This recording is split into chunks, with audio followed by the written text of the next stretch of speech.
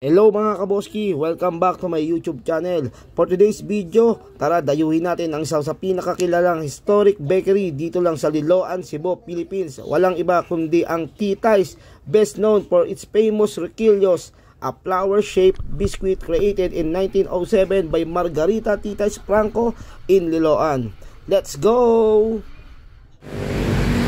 Titay's since 1907.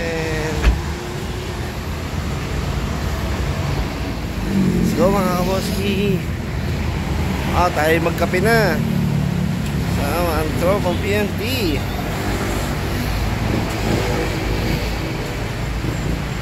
Right. Oh, you know? Ayun, oh.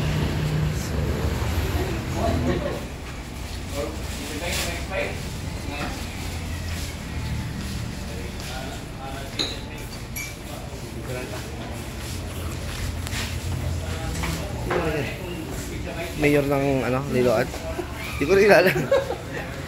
Malay mo, mayor ng Liloan. Kape ako, kape. Gusto ko matikman ng kape ng Wow, ganda. Pwede ako maganda dito? Alright. Welcome to Titay's. Wow. Napaka-unique.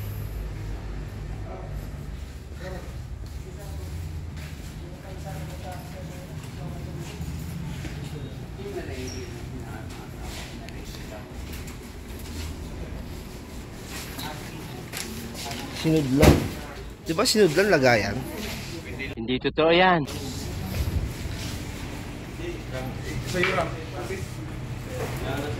Ay, meron hot dark chocolate. Anong apat ka dark chocolate? Then kape. Ilan nga tayo? Tatlo. Anong kape yun?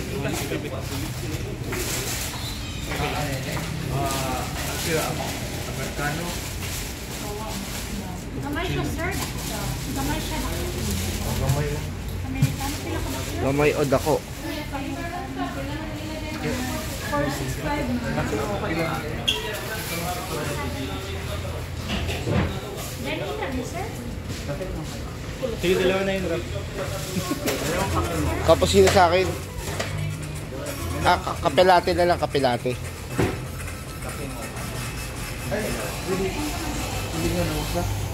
Kape mo. Sir Fritz. Tara mga kaboski, kilalanin natin ang Titay's o mas kilala bilang Titay's Liloan, Roquillos and Delicacy ay isa sa pinakatanyag na panindirya dito sa probinsya ng Cebu at naging pinakamahusay sa paggawa ng mga pasalubong para sa mga turista. Itinatag ito noong 1907 sa Liloan, Cebu ni Margarita Titay's Franco. Ang maliit na panindiryang ito ay naging isang tanyag at kilala sa buong lalawigan ng Bisaya at mga karatig na probinsya. Pinakasikat ng Titay's ang kanilang Roquillos, isang bilog na hugis bulaklak na biskwit na gawa mula sa isang simple ngunit masarap na timpla ng harina, itlog at asukal. Ayon sa alamat, si Titay's ay lumikha ng isang Roquillos sa kanyang maliit na kusina gamit ang mga lokal na sangkap at inalok ito sa kanyang mga kapitbahay at kaibigan. Ang pangalang Roquillos ay ibinigay ng isang lokal na opisyal na bumisita sa lugar at nasiyahan sa mga biskwit. Mula noon, ang biskwit ay naging isang tanyag na delicacy sa mga Cebuano. Ang pasalubong o pagdadala ng produkto mula sa paglalakbay ay isang matibay na tradisyon ng mga Pilipino. At ang Titay's ay naging isang sa mga nangungunang lugar para sa mga turista na naghahanap ng mga matatamis na pasalubong mula sa mga probinsya ng Cebu. Ang kasikatan ng Roquillos ni Titay's at iba pang mga produkto tulad ng otap, galitas at binangkal at pulburon ay naging dahilan sa mga turista para bisitahin ang nasabing panindirya. Ang mga produkto ng tindahan ay madalas na ibinibenta sa mga pangmasang presyo o mababang presyo lamang para sa mga turistang nais magdala ng pasalubong sa kanilang mga pamilya.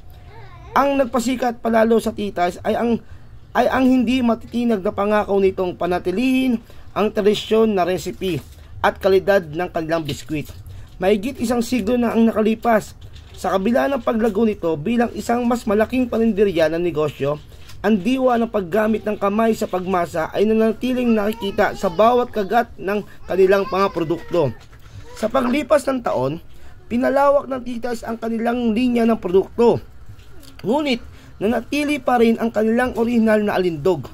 Ngayon, ay kilalang kilala ang Tita's ay hindi lamang sa Tanyag sa Cebu, kundi pati sa buong bansa, na ang produkto nito ay umaabot na sa iba't ibang bahagi ng bansa. Ang paninderya ay nanatiling pagmamayari ng kanilang pamilya, kung saan patuloy na pinangangalagaan ng pamilyang Prasco ang pamana ni Margarita Titay Prasco. Ang mga pagbisita sa Cebu, partikular sa Liloan, ay madalas na dumadaan sa pangunahing tindahan upang bumili ng bagong lutong biskwit at tinapay. Kung ikay dadayong Cebu, wag mong kakalimutan dayuhin at bisitahin ang lugar na ito ha, lalo na ang Liloan, para maranasan mo ang lasa ng mayamang pamana ng mga Cebuano. Thank you for watching mga kaboski. Bye-bye!